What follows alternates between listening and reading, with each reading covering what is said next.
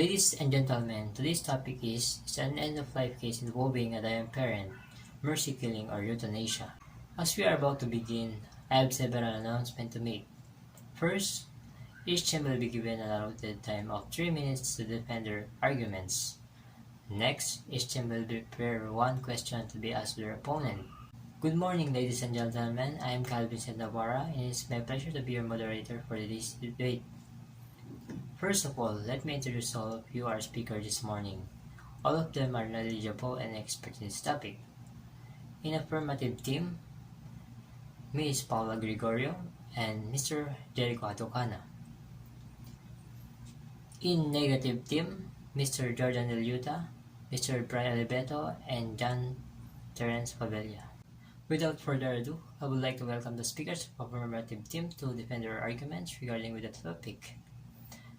An end of life involving a dying parents comes in many terms. It could be called mercy killing, euthanasia, or assisted suicide.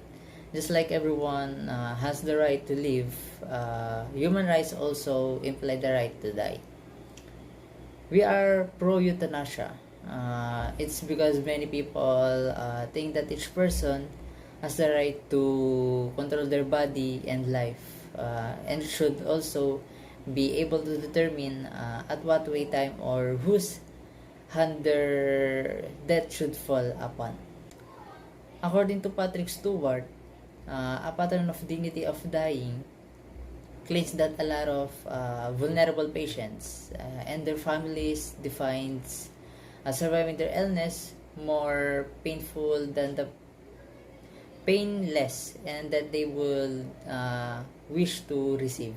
According to the University of Missouri School of Medicine, there are cases where terminally ill patients where they have no chance to be cured will have the same outcome as being euthanized.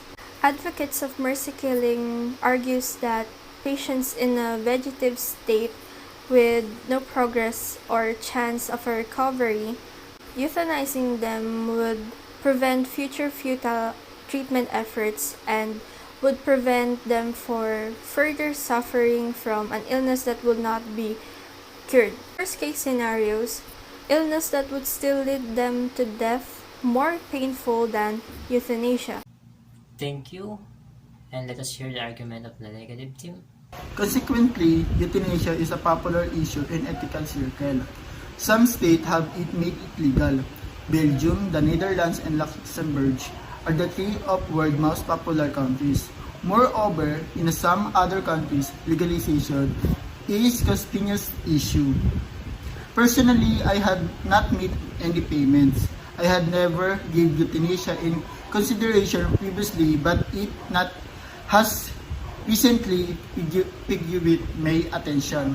I came across news about euthanasia while reading the paper and decided to do something about it. Did you know that euthanasia is a highly contentious ethical problem that will likely become more so in the future? And in the not too distant future, this will become even more worse so. Addition to that, people with chronic and severe illnesses would be discarded from our civilized society.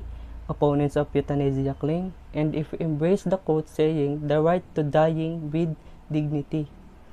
On the other hand, palliative care contradicts this viewpoint, as it provides relief from uncomfortable symptoms and discomfort, as well as support to both the patient and the caregiver, and palliative care is a type of active, empathetic, and innovative death care.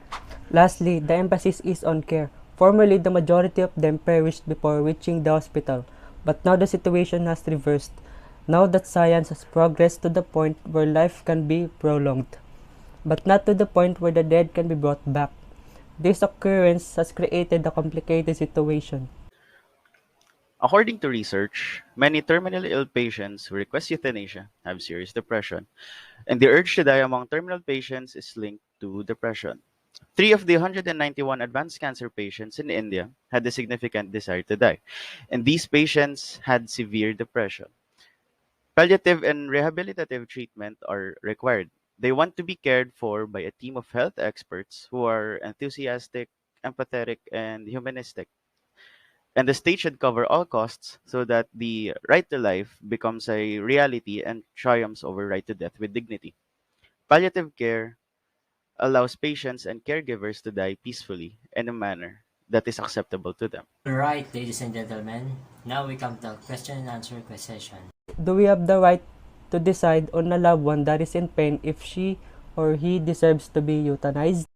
We have to understand that terminal ill patients means that they are a patient of a chronic disease that cannot be cured for their whole lifetime, or they may be in a state of pain that has no cure, or cannot be maintained by antibiotics or even prescription from their physician to maintain the pain.